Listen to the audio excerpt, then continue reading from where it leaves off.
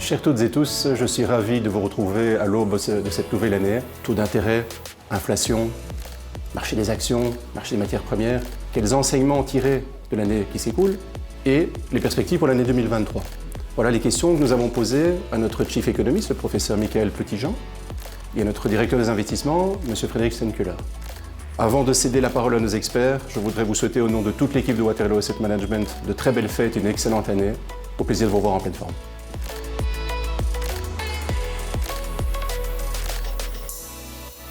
Écoutez, l'année 2022 a été une année de rupture, sur le plan de la politique monétaire. On s'attendait à une normalisation de la politique monétaire, mais elle s'est faite de manière beaucoup plus abrupte que prévu, étant donné le conflit en Ukraine et l'inflation qui en a résulté. Les banques centrales ont été obligées d'augmenter les taux beaucoup plus rapidement que prévu, ce qui a pesé énormément sur la poche obligataire dans les portefeuilles diversifiés. Alors, cette année, en 2023, on devrait s'attendre à une année de transition, pour la simple raison qu'aux États-Unis, on a déjà fortement augmenté les taux. Une année de transition également sur le continent européen, mais avec environ 6 mois de décalage. La BCE, finalement, n'a fait que suivre, avec un peu de retard, ce que la Federal Reserve aux États-Unis a mené comme politique. On voit bien que la BCE a attendu avant de remonter les taux. Elle a été obligée de le faire face aux pressions inflationnistes liées essentiellement au gaz, il faut reconnaître. Mais ce mouvement de hausse des taux en Europe n'est pas terminé. On a eu un discours de la part de Christine Lagarde qui était un discours extrêmement clair sur sa volonté de continuer à augmenter les taux. Donc le mouvement de hausse des taux devrait encore se poursuivre en Europe alors qu'il a plutôt tendance à arriver à son terme aux États-Unis. Donc c'est deux configurations assez différentes, ce qui nous amène sur le plan d'allocation de portefeuille à avoir différentes positions et considérations à l'égard du marché obligataire américain et du marché obligataire européen. Alors, l'impact de tout ça en matière d'allocation obligataire, on vient d'une année 2022 qui a été compliquée, dans laquelle l'idéal c'était d'avoir le moins d'obligations possible, avec des durées d'échéance les plus courtes. Les taux sont déjà pas mal montés aux États-Unis, principalement sur la partie courte, c'est vrai que la partie longue est seulement en train de monter maintenant.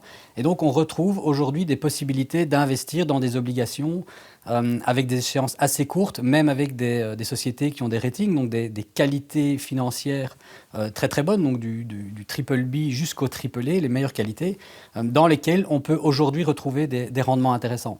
Sur la partie longue, on va dire le 5-7 ans, il y a déjà des possibilités aux États-Unis également d'investir avec des taux de rendement qui vont tourner aux alentours de 4,5-5. Côté européen, comme l'a dit Michael, les taux ne sont pas encore suffisamment montés sur la partie longue. Donc, allonger la durée moyenne de détention d'obligations dans les portefeuilles, c'est probablement un peu tôt. Pour la partie courte, de nouveau, tout ce qui est des échéances en deçà des 2 ans, c'est vrai qu'on a probablement une fenêtre de tir maintenant qui nous permet de rentrer dans des obligations de bonne qualité, que ce soit du gouvernemental ou du corporate, avec, comme je disais, des durées courtes et des rendements qui pour autant sont déjà intéressants. Le deuxième point, surtout, comme je l'ai dit, c'est qu'on avait des portefeuilles obligataires qui étaient particulièrement réduits par rapport à ce qu'on peut faire. Et donc, pour quelqu'un qui a un objectif d'avoir un portefeuille 60% actions, 40% obligataires, au fur et à mesure, recomposer la partie obligataire qui était fortement gardée en cash ces derniers temps commence à devenir intéressant. Je l'ai dit, principalement acheter des obligations aux États-Unis qui, aujourd'hui, offrent des taux de rendement qui sont plus élevés. Malgré tout, on reste aussi sur nos positions que couvrir le dollar est important. Quand on investit dans des obligations aux États-Unis, il ne faut pas oublier qu'elles sont valorisées en dollars et que ce dollar, même s'il s'est légèrement déprécié sur les 2 derniers mois, reste extrêmement élevé. Nous restons partisans que le dollar va légèrement se déprécier par rapport à l'euro et que donc il faut faire attention à la devise. Diminuer le risque, voire éliminer le risque du dollar qu'on a en portefeuille est important pour protéger son rendement sur la partie obligataire. Alors sur le marché des actions, ce qu'on a constaté, c'est que la diversification sur le plan géographique, elle a fonctionné. Quand on regarde la performance du marché des actions en Europe et la performance du marché des actions aux États-Unis, on a vu que la poche action en Europe a bien résisté. Et donc ça montre à quel point la diversification reste très importante sur le plan géographique, en particulier sur le marché des actions. Et en 2023, ce sera capital. Il faut bien se rendre compte que un ralentissement conjoncturel, voire une récession, c'est la meilleure manière de se débarrasser du risque inflationniste, qui pour moi est un danger plus important que le risque de ralentissement conjoncturel. Et j'aimerais bien que nos partenaires, nos investisseurs gardent bien le conseil suivant en tête. Ce n'est pas mon conseil personnel, c'est le conseil qui a été donné il y a déjà maintenant plusieurs années par un investisseur très célèbre qui s'appelait John Templeton et qui disait la chose suivante. La meilleure manière de ne pas faire d'erreur, c'est de ne pas investir. Et il ajoutait directement, ce qui constitue la plus grave des erreurs. Donc, gardez bien à l'esprit que quand on investit en bourse, ce n'est pas pour sortir et rentrer de manière un peu erratique, c'est avoir une vision à moyen terme, et ça va jouer en 2023. Hein. Il faudra avoir une vision à moyen terme pour passer cette année de transition. Alors, en matière d'allocation de portefeuille pour la partie action, effectivement, il va y avoir un petit changement par rapport à 2022. Début 2022, on était plutôt surpondéré en actions européennes. Hein. On avait cette rotation de la croissance vers la value, vers des secteurs plus défensifs. Comme l'a dit Michael, ça a plutôt bien payé à ce niveau-là. Maintenant, pour 2023, il y a un retour quand même plutôt vers les États-Unis.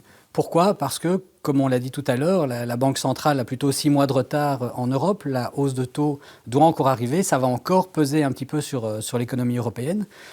Économie qui est déjà plus à risque de par sa proximité avec le conflit en Ukraine et par sa dépendance à l'énergie. Donc, on va avoir peut-être encore sur les sociétés industrielles européennes un risque en matière de rentabilité des entreprises qui pourrait se traduire par des cours de bourse parfois un peu déprimés.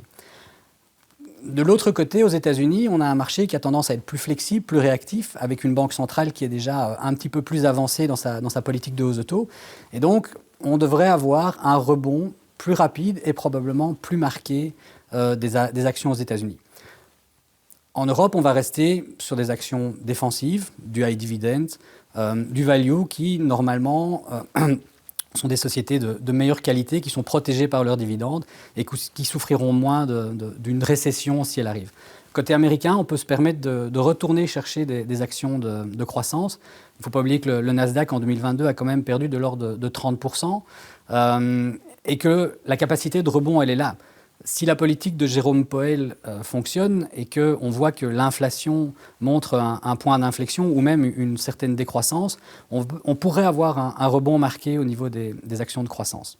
Je finirai en disant que, pour l'instant, l'ambiance du marché suit un peu le dicton « bad news is good news ». Toute mauvaise nouvelle a tendance à être bien interprétée parce qu'elle est la preuve que la politique de la Banque centrale américaine fonctionne. Et que donc dire aujourd'hui, parler de récession, parler d'emploi qui diminue ou ce genre de choses, ça va avoir comme impact que la politique de Jérôme Powell pourrait être plus accommodante et que donc on pourra avoir une bouffée d'oxygène pour le marché des actions. N'oubliez jamais que le marché financier, il anticipe sur ce que la situation économique va être, que donc la récession, si elle arrive, elle est déjà probablement pricée aujourd'hui dans les cours de bourse et que donc on va plutôt vers une accalmie, voire même vers une hausse des marchés.